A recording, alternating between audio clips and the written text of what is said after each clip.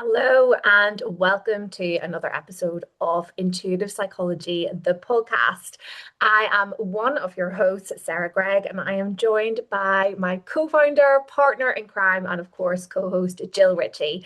And today we are bringing you a very special guest for a really intriguing conversation that I know will resonate with a lot of you, especially when it comes to bringing intuition into a more corporate environment. We talk about this on the podcast a lot in terms of our own personal journeys with intuition, but today we have a specialist guest who is decoding intuition in a business setting from a leadership perspective.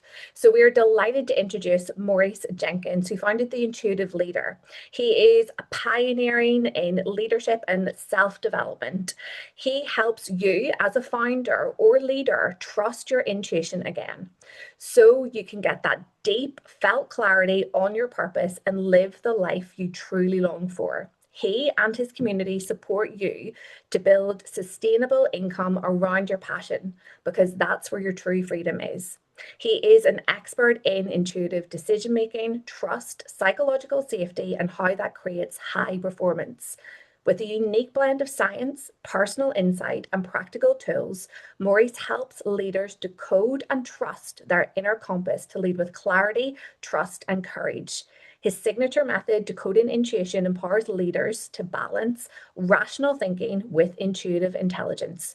Besides Decoding Intuition, Maurice also runs a network for intuitive leaders called IBN and the Intuitive Leader podcast, where Maurice guests are among other top global scientists on intuition, as well as founders and CEOs sharing their best practice in terms of intuitive leadership. He has also been nominated as Speaker of the Year in Sweden 2024 and 2025 for his unique work with intuitive intelligence in business. Well, what a bio and what a guest. We are so excited to have you here. Well, you can see why we wanted to get you on the podcast. Lots of beautiful work on intuition and lots of synergies. Welcome to the podcast, Maurice. Yeah, thank you, Jill and Sarah, for that beautiful introduction. Very funny to hear that being mirrored back. Nice. Yeah. Thank you. Maurice, I'd love to just start because there's lots of words in there around intuition being the main one. What does intuition really mean to you? For me, it means a sense of knowing, a sense of inner knowing. That's where it comes down to, for me. Very short. And it may be a sort of a working definition that works for everybody that I work with. But it's actually, it makes sense in so many ways, because whoever you are and wherever you come from and however source you feel you have for your intuition, at some point it has to make sense.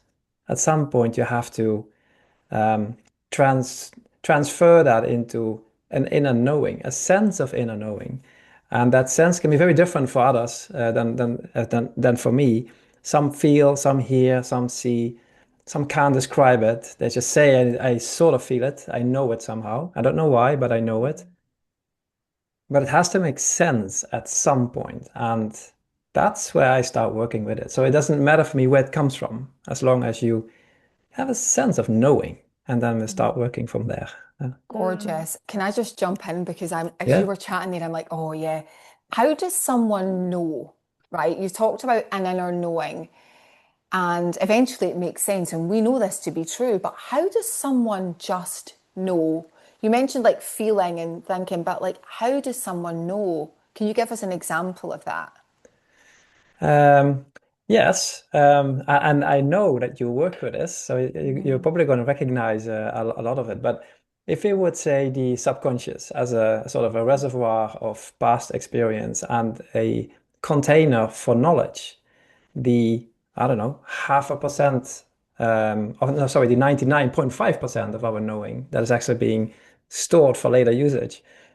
When that pops up, it pops up as an hunch or this vague feeling of something is not right, or I don't really trust this person, or this process is not going the right way. Don't know yet exactly how the details work out, but something is wrong. That moment when it's still vague is before proof, that inner knowing, how to trust that. And well, how does a person know? It can be a form, it can be a signal, like quite literally a stomach feeling. It can be a thought, it can be a feeling. And some of my clients, they can't describe that. They don't, they say I feel, but I can't, I ask them how or where, and they can't describe it. Some of my clients are very precise. They can pinpoint it exactly. So it differs. But the moment you start doubting the narrative, the moment you start believing that I'm not really sure about this, that's when your inner knowing is making itself heard. So that's when we are supposed to Mm. pay attention. Yeah. And I know for a lot of people listening, they'll definitely resonate with that inner knowing. Mm. Sometimes it is the inner knowing if I'm meant to do this, but I think definitely the feeling of like I'm not meant to do this or something isn't right is something that we can all relate to. But sometimes we can have that feeling, but we can confuse it with fear. Sometimes I'll give you like a silly example from my life. Like I'm got a little kind of like fear of flying. So sometimes I can get in my head about a plane, and I'll be on the plane and I'll be like, oh, I feel like, there's going to be turbulence or something's going to be wrong on this plane. And it can feel like a knowing, that fear can feel quite strong. How do we distinguish between fear and intuition? How do you help people distinguish between those two? It's very interesting because I've had a fear of flying too. Yeah, it developed when I was 18, and then it took me 20 or so years to get rid of it. Yeah. But I would say that first and foremost, intuition informs us about something. So it may very well inform us about something that's wrong. And it may very well come with an injection of fear or an extra layer of fear just to make us very aware of it. But the moment you've seen it, the moment it has informed you, the moment it has landed, it disappears, it evaporates. It doesn't go around and loop unless you don't heed it. But if you hear it, you see it, you feel it, you acknowledge it, it disappears. Whereas fear-based, it tends to go in loops. Anxiety, it's actually not fear, I think. I mean, you can be afraid of a lion, but it's anxiety. I think, Hmm. yeah, anxiety for something that in life that doesn't go away. And that creates the loop thoughts, the repetitive loop thinking. And if that doesn't isn't going anywhere, it just it keeps nagging you and drawing you down.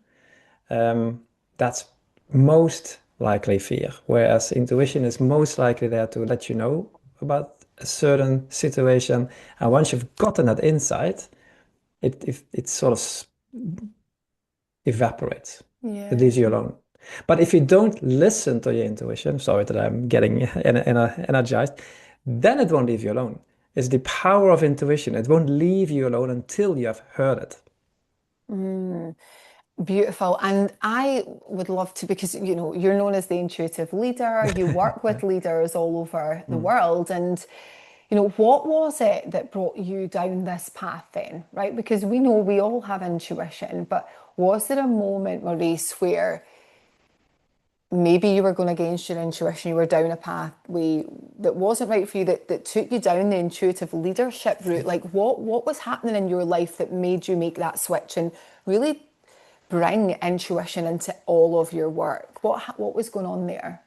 And burnout, Mm, as often is the case with these kind Mm. of moments in life. But yeah, short answer, burnout.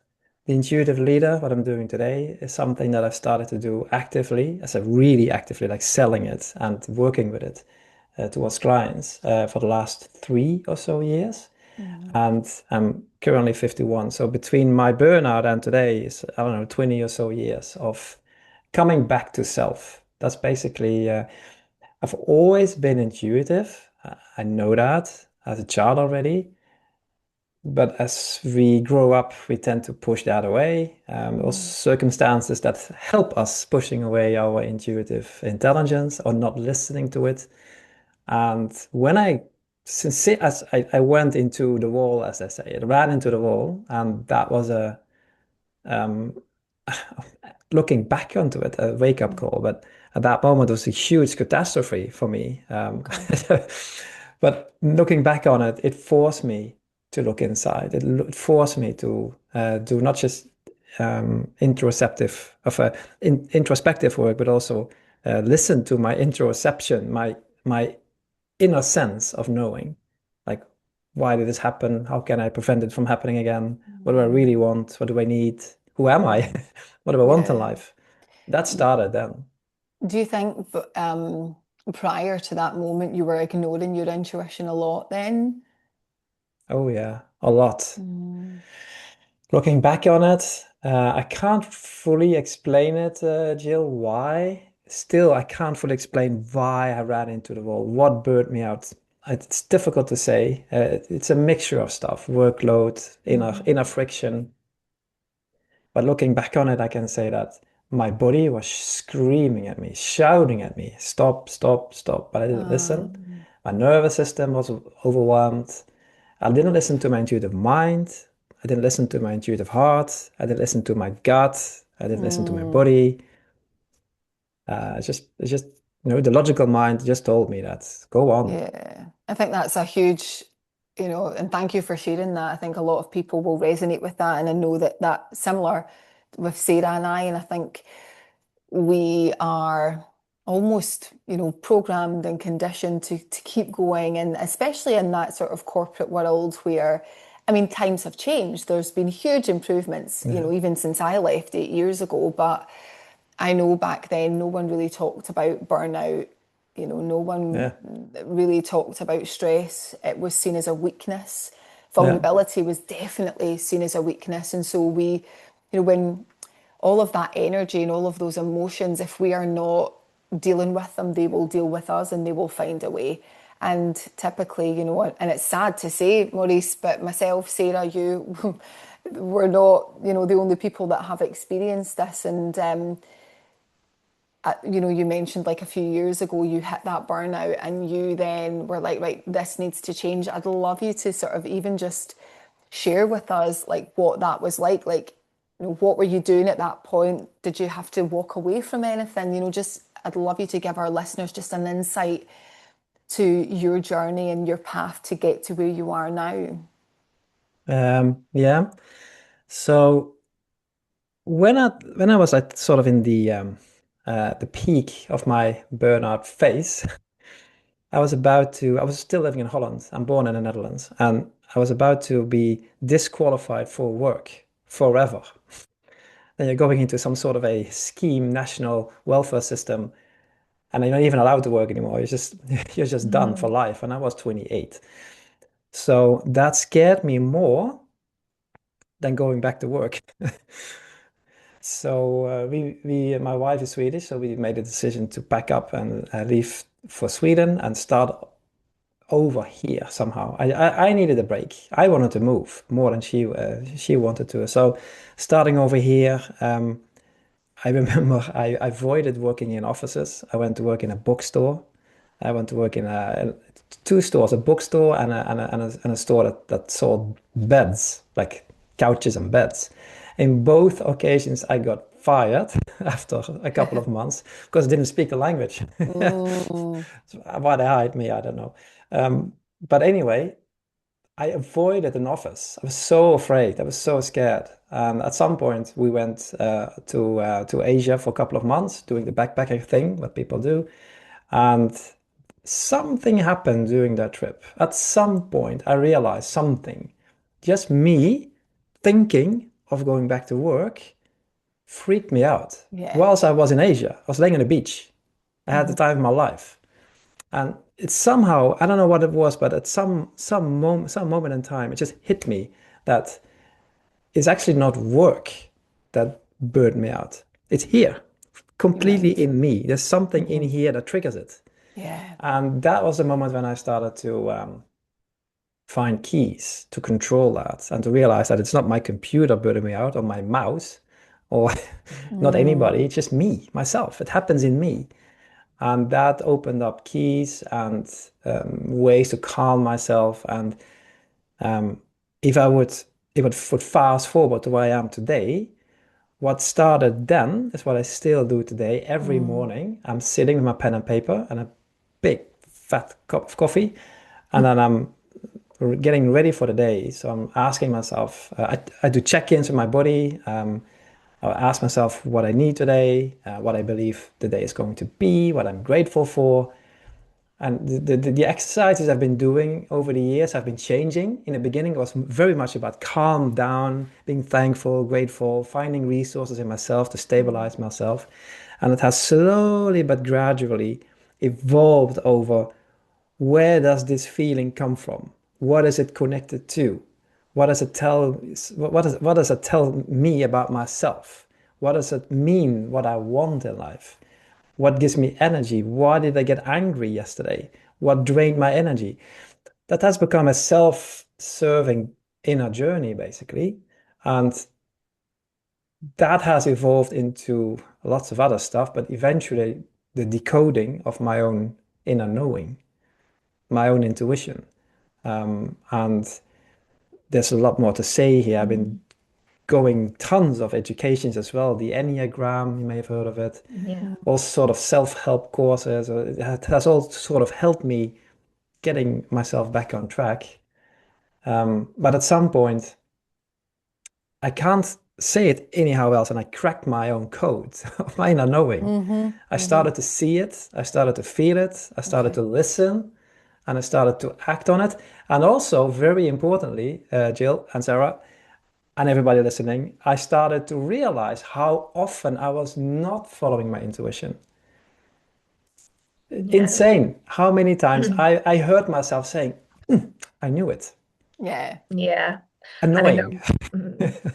I know so many people will deeply resonate with that. We often kind of ask the question, like when we're delivering, workshops or keynotes, we'll say to people, how many times have you gone against your intuition and how well has that worked out? When that is the direct evidence of how powerful our intuition is, because it rarely, if ever, steers us down the wrong direction. And as Jill kind of like Yeah. beautifully puts it a lot, doesn't necessarily mean that it will always be a comfortable path, but it will be the right path. I'm curious, and I'm sure like a lot of our listeners will be as well. Intuition and business, sometimes they, especially in Western society, are seen kind of as separate entities. Like intuition in Western society, many of us have been conditioned to think as intuition is kind of vague or fluffy or kind of like something not to be trusted. And we're seeing that radically shift and change. In the Intuitive Psychology Association, we have a lot of our graduates, for example, go Mhm. out and work with corporates, their HR professionals, their CEOs, they go out and work with large multinationals. And there's a real hunger and appetite, in the business world, like right now, for intuition and what it can do. How specifically then do you work with leaders in this way when you talk about intuitive leadership? What does that mean? Like, how do you bring this work into that more kind of like corporate leadership environment? Yeah, that's a good, interesting angle. So I can start with saying that I've done roughly 50 or so deep dive interviews with founders and leaders, people that actually sit in office, make decisions, run companies. And I could speak about myself too, but in this case, I just talk about the people I've interviewed and my clients. And there's a very clear common thread through all those conversations. They all use their gut. They all use their intuition. And the higher up in the organization, the more they actually rely on their intuition because the decisions they have to make are often very gray zone decisions. The data is limited or old, or they can't fully trust it. And the future is not written in stone either. So you create some sort of a future. So the lower in the organization, the more people struggled with daring to follow their intuition. And a clear decision, a clear example here is about hiring people. I'm not sure how it is in the UK right now, but here in Sweden, it's a taboo to use your intuition in hiring people because people are so afraid you're going to use that, misuse it to be racist.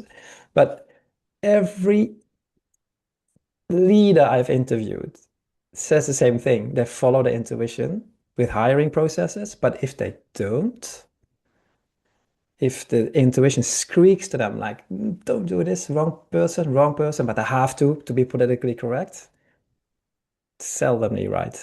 Actually, I've not one person has told me that it was a great idea to ignore the intuition when doing the hiring process. So I know this is not as, politically correct as you may expect it nowadays, but that is the truth. That is what I've heard from anyone I've interviewed. So it's a very hard awakening if you have structurally ignored your intuition, you were aware of it.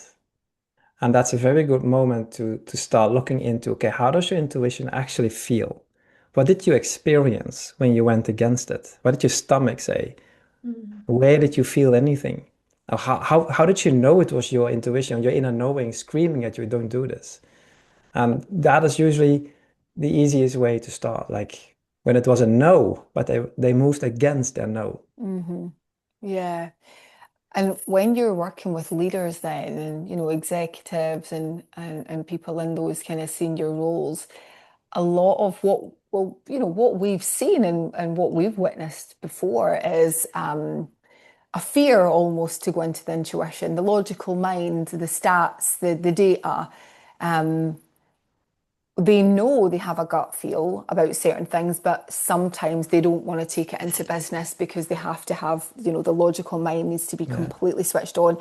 How do you convince isn't the word I'm looking for here, Yeah. but how do you get in front of those leaders, Maurice, and be like, listen, turn down the volume of the mind and let's tap into intuition? How safe does a leader tend to feel to go, right, okay, Maurice, how do you sell that to someone then, Maurice, in that space?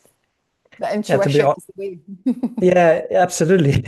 So, to be honest, the people I've interviewed and worked with so far are either CEOs or founders of their own company.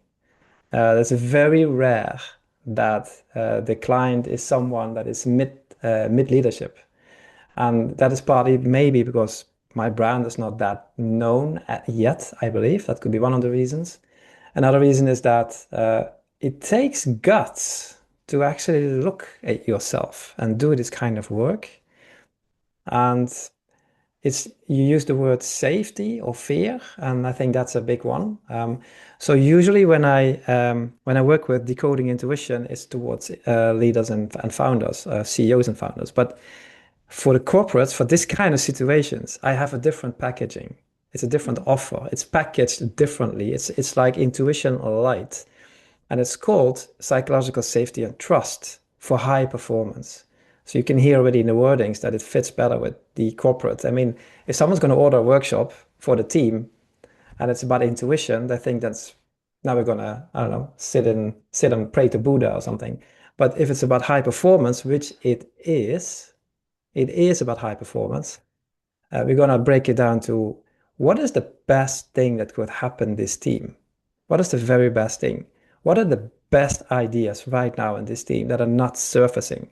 The micro innovation moments or the removal of costs that everybody sees, but nobody dares to speak about it.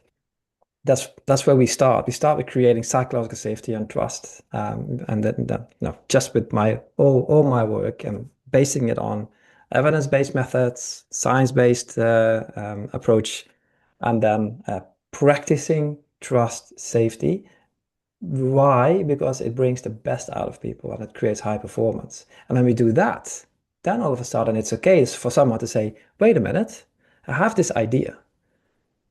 So we have to change the wordings Hmm. towards something that corporates can buy because my experience is that CEOs they are happy to buy something like this, but it has to be connected to team performance. And Yeah. they don't connect intuition with team performance, even though the best ideas are intuitive. Yeah, yeah, it's really interesting. We see that a lot in our work and Okay. we often Mm. adapt the titles of things. I have frequently kind of said it's like a bit like a Trojan horse, I kind of go in, present it as one thing and then like Uh, leap out and give something else, but ultimately the delivers the performance, right? It does do what it says on the tin. But I think you have to challenge again just the misconceptions mm. around intuition, and we're bringing people on that journey. But intuition Yeah. is where it's such a source of creativity. It's where every kind of scientific discovery, great idea, has come through. We talk about this a lot in our work, how it jumps timelines. You can literally have, there's lots of famous examples. Dmitry Mendeleev had a dream about the periodic table. It only needed like one correction. That's intuition, because you're in that kind of state between awake and alert. People who've written books, in like one day, 2 days, most of our listeners will resonate. Where like, when do you have your best ideas? It's normally when you're walking or you're in your journal system and it just comes. And it's like, that could have taken weeks if you had sat down to logically unpack that, but allow your intuition to do the work and pull from that unconscious, and you get these beautiful insights that really do lead to high performance in incredible ways. Which kind of leads me just on to the next question. Like, when you work, we see the difference in our work all the time, in the work that we do at the association and the work that our graduates do, out with kind of corporate organizations, bringing it into HR, working with CEOs, leaders. But what do you observe whenever people start to work with intuition? What are the benefits to them? You've already mentioned high performance, but what are the other benefits? Calmer, and Mm, inner sense of safety, more strategic, more clarity in what I want in life and the decisions they have to make, and more peace of mind with tough decisions, and even more peace of mind with the possibility that a decision could be wrong, or that what's wrong anyway, but that it doesn't have the results that they were looking for.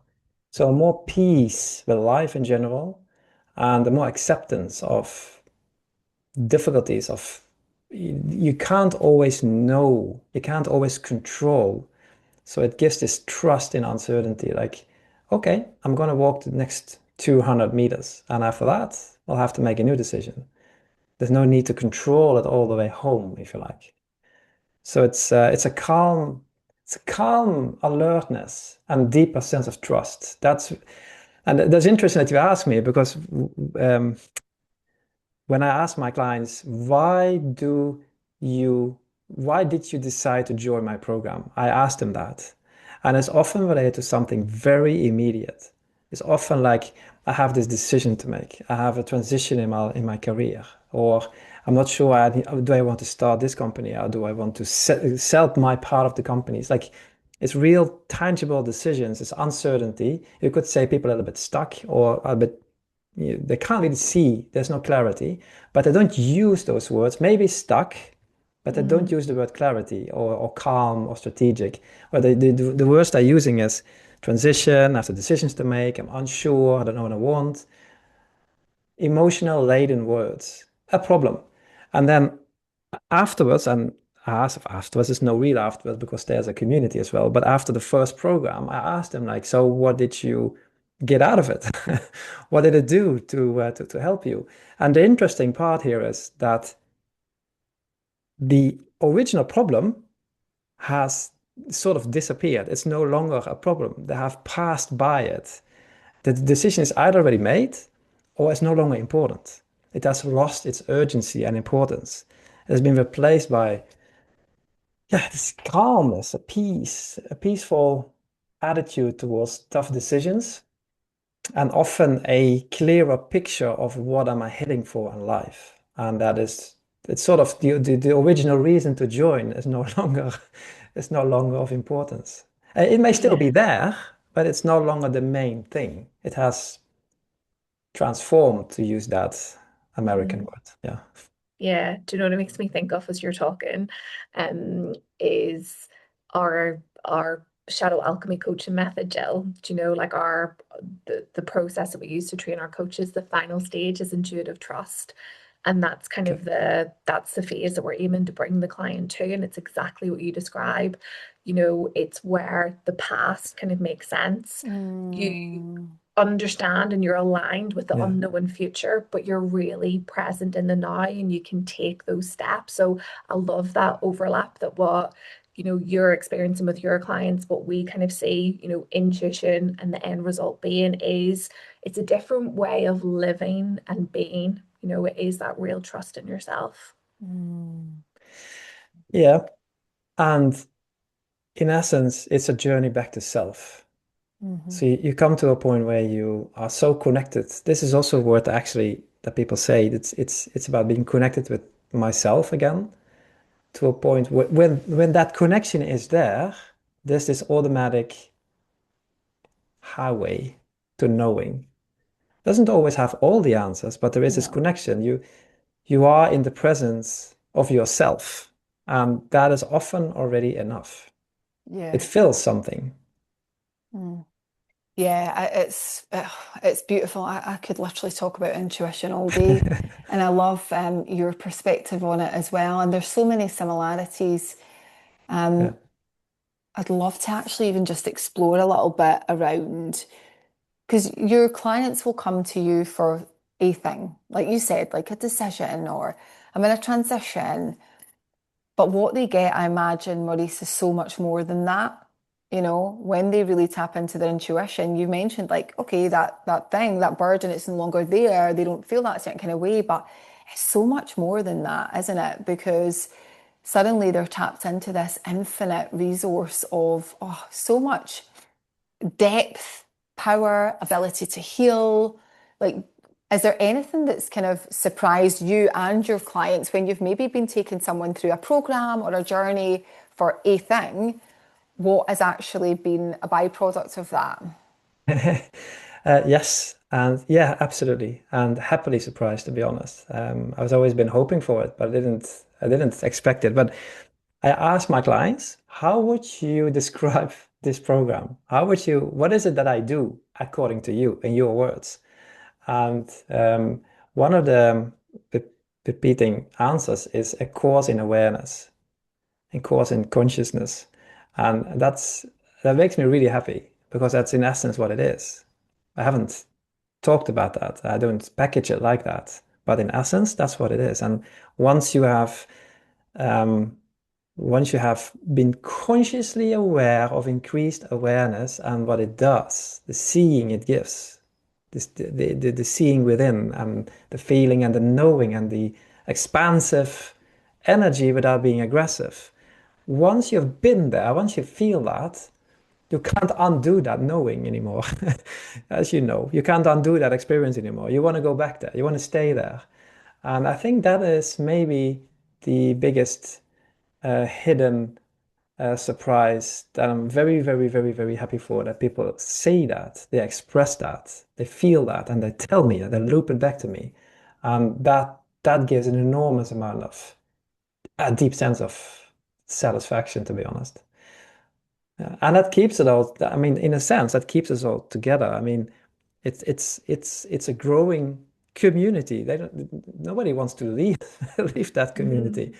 We, including me, we find something there that we may not find in a normal in any other place else, in working like situation. Love that. Love that. And yeah, I'm just going to intuitively ask you another question Yeah, here. sure. Pardon the pun. What would you do if you weren't doing this? Like, where would you be if you Ah, weren't doing this role? Like, what would you be doing? that is a very good question. So that is the question I've been asking myself since I was younger. What will I do when I'm grown up? And basically, the answer always started with, "Ah, I want to start my own business," or I want to be on my own, or but I didn't have a clear answer. Searching. I've always been the searcher. And then recently, of course, I regularly ask myself this question. Recently, for about maybe 1 year ago, 2 years ago, it started to dawn on me that my answer had changed. I wouldn't do anything else. I would do this. I would do more of it. Yeah. I love that. Yeah, More of it. More of it. We say that as Yeah. well, Sarah. we We'd do. be doing this or a variation of it. I think we're always growing. You know, it's Yeah. almost an extension of this, but it involves people. It involves the richness of our own inner world and what we are capable of when we can quieten down that personal thinking mind and really tap into the intuition because it's not just a nudge, it's not just a gut feel, it is so much No. more than that. And I Yeah. think from that creation, we create and then we create some more and then we grow that. I'm quite a visual person, so I think of it as little things that we're planting. Those things grow and evolve, and then we're like plant some more seeds and do some more things. And it's the it's almost like we take the limitations off ourselves. When we work with intuition on the daily, we start to really trust ourselves. And what a beautiful feeling to be able to trust ourselves and also like remove those limitations and things that we have. And Yeah. so many of us place on ourselves. So that's a beautiful Mm. share. So more of the same then. Yeah, I love that share because I think, to go back to your point, and all three of our stories, or how we got into this work, all have a similar but different origin in that, Yeah. the feeling of being burnt out, the feeling of like, this isn't the right job for me, role for me, not listening to our bodies, overriding that logic. And then getting to this place, where you have a career and a business and a Mm. life that like you truly love. Sometimes like me and Jill will be doing something and I pinch myself and I'm like, this is work. Like I get to call this work. It's so Yeah. deeply fulfilling. So yeah, I know we both really resonate with that answer because I don't know what I would do. I would still do this in some form of way and like grow into it. And if you're listening to this and maybe you're in that kind of corporate environment, you're kind of facing a change and you're wrestling with it. And you think, oh my goodness, I have that nudge that I'm not meant to be here. Our invitation is to take inspiration from these stories and know that even though there is uncertainty and unknown as to how that will transpire, sometimes we can fear the worst in those scenarios. Like, I'll do it and it will all fail and it'll be terrible. But more often than not, like invite yourself today to think about what if it worked out better than I could have ever imagined? What if my intuition is showing up like right now for a reason because I'm meant to do something else, something different? Yeah. And as Maurice said, it never goes away. Like it will keep, sometimes it's a nudge, it's a whisper, and then it's the big like boulder that gets thrown at you and then knocks everything off and you're like, my world is falling apart. Why is this happening? And actually it's a redirect, but we weren't listening for the last 10 years. 5 years. And so it's like, okay, now you're going to have to listen because I'm just going to shut everything down. Maurice, I would love to Can I ask. say, Yeah. if, yeah, was so, there were two things that I really, really would like to point out is that the, the, as you said, Sarah, in your introduction, the whole point for me of doing this is to help people become free. Mm, And for me, true freedom is if you actually do what you love and can build sustainability around that, financial sustainability. It doesn't necessarily have to mean you transform it into your own business, Yeah. but do something with it without becoming like a beggar. So the yeah. ideal version is that you can do what you guys are doing as well. Live from Mm, it. Yeah. That from is it. freedom. It Otherwise, you're not is. free. That's my You're not. And strong yeah, you're right. And idea. there's so many people that have, so much wealth, like financial wealth and all of these things, and they're ticking so many boxes. And then you hear about it when you listen to Yeah. interviews and you read their autobiographies or whatever that is. And it's like, actually, I was so unhappy. I had all of these things, but I was so disconnected to my body. I was so unhappy. I was so depressed. And it's this real disconnection from intuition. And, you talk about working with leaders. It's so important, not just for leaders, for everyone to be able to tap into that gift that every single one of us are born with, but we don't realize and we outsource quite a lot. And, I think that is the holy grail is just to be really in that sense of peace when we lay our head down in the pillow at night, to feel that sense of peace and to be able to, not force gratitude. It just comes, and it's not just I'm going to think about gratitude. It's actually such a deep felt sense that it brings up, wow, the emotions. I know when I was practicing when I was doing my meditation and my gratitude practice this morning, I had tears. I was like, I am so grateful. Like Sarah, you mentioned that, like these experiences, this gets to be work. I mean, having these incredible conversations from my home, doing what we all do in the world, the people that we have the privilege of being in service to and impacting not only their lives, but the ripple effect of how it then impacts their loved ones, their family. It's how they go on to potentially parent their children. And it doesn't just, it starts with you, but it doesn't end with you when you do this work. And I just really wanted to say that. So it's so important, the work that you are doing, especially with those leaders, Maurice. Yeah, absolutely. You're saying it so beautifully. It starts with you, but doesn't end with you, because it has direct ripple effects on the emotional intelligence for the people around you.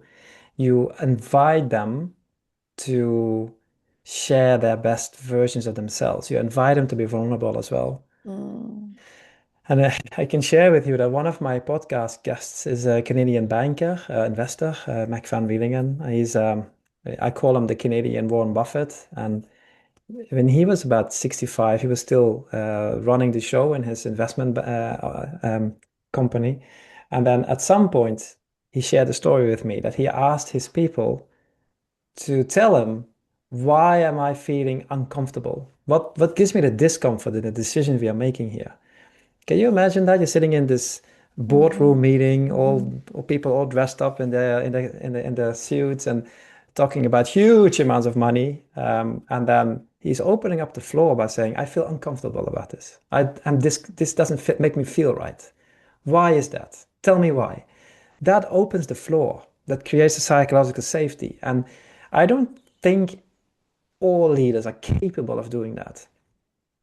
You have to have this inner sense of knowing who you are, what you want, and how this sort of inner stableness to do that. Totally. Yes, You yes, have to feel safe within yeah, yourself. yeah, Yeah, we get our yeah, deeply resonate with that when our coaches come and train with us, for example. They have to be coached over those 6 months so they embody that work, because when you feel mm, safe within yourself, safe to kind of, have the uncomfortable yeah, conversation, ask the uncomfortable questions, it makes other people feel safe. And that's an energetic thing. That's a felt sense. yeah.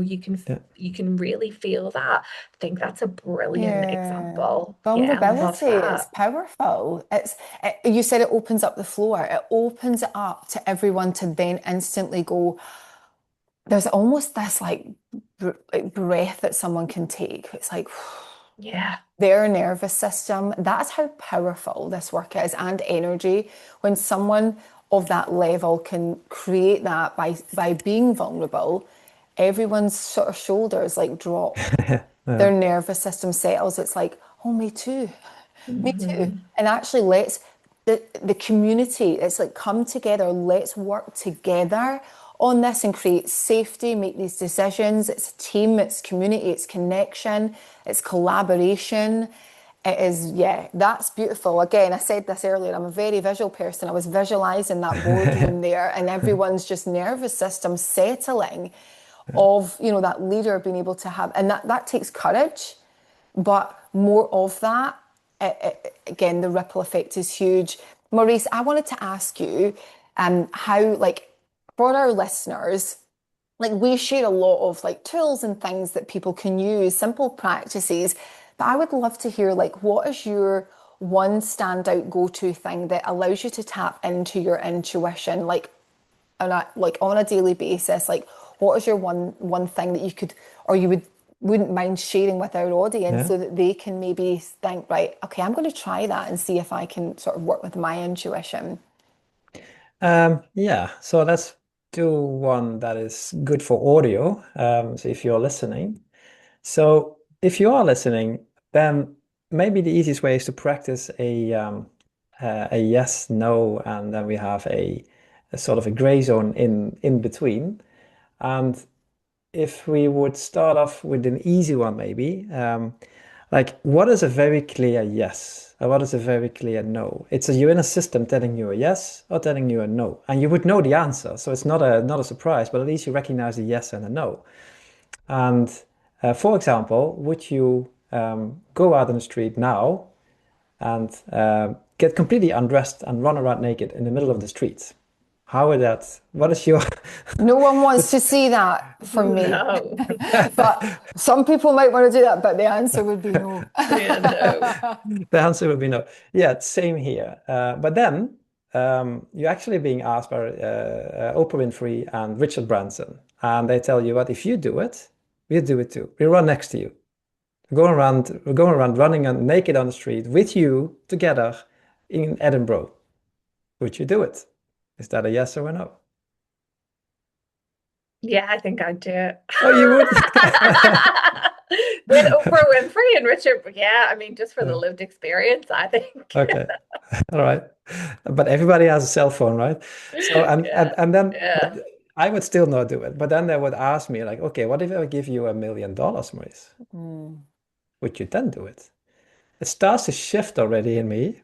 mm, Still, I'm not really sure yet. It's okay. Well, we added zero, 10 million. Would you do it? And I think, yeah, okay, what the hell? I would do it.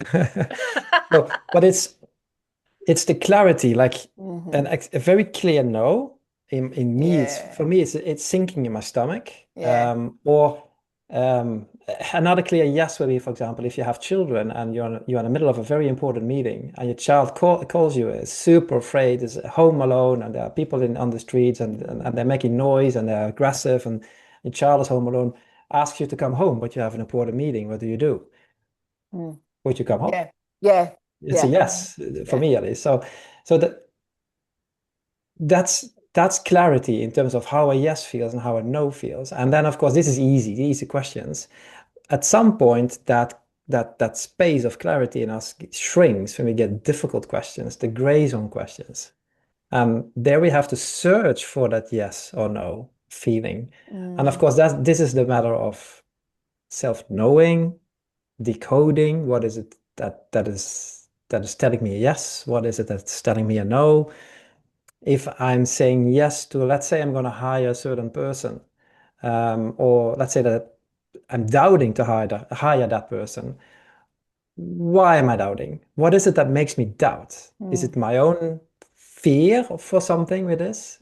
Do I really believe it's the wrong person? Where does a no come from? And maybe it's a irrelevant no. Maybe it's just me. Mm. So the decoding of that gray zone, that's where you somehow find the yes and the no back again. And mm, also one clear, for me at least, is I'm not always a fan of instant decisions. I like the reflective decisions. I like to sleep on it. That's also a good one, by the way. Just sleep on it. And how do you wake up the next day? But if you have made a decision, and I really like virtual decisions, so I'm going to pretend I've made a decision. I make a call. I'm going to say yes. I'm there in a week from now, but I'm feeling this inner friction. But I'm going to say yes. I will do it. And I wake up in the morning and I have this email. Hi, Maurice, welcome. And it's all official. And I panic. Like, this is really wrong. Wrong decision. Sometimes you just have to make the decision Mhm. and yeah. but give yourself the grace to back out again. Yeah. Yeah. One question we ask a lot, like, and our coaches use it a lot, is like, what if I do and what if I don't? Inviting in like that mental contrast, so that you can feel like the difference between the two. So I love those examples, especially the yes, no, just starting to tune in and like work with your intuition and like see how it feels and like where you feel it and strengthening that connection. I think that is really, really brilliant. Um, Yeah, and one more thing on that is that we are so differently wired. Hmm. So my sacral center, so my stomach is very Yeah. strong. It's mhm, so strong that it is almost absurd how strong it is. So I can't move against it anymore now. It's at my Mm, own peril when I do it. Um, but yeah. we have like four main channels, like intuitive mind, intuitive heart, stomach, gut, or body.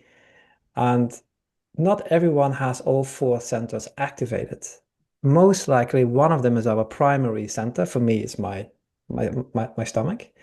Um, for women, often, not always, but often, it's the intuitive heart that is the dominant one.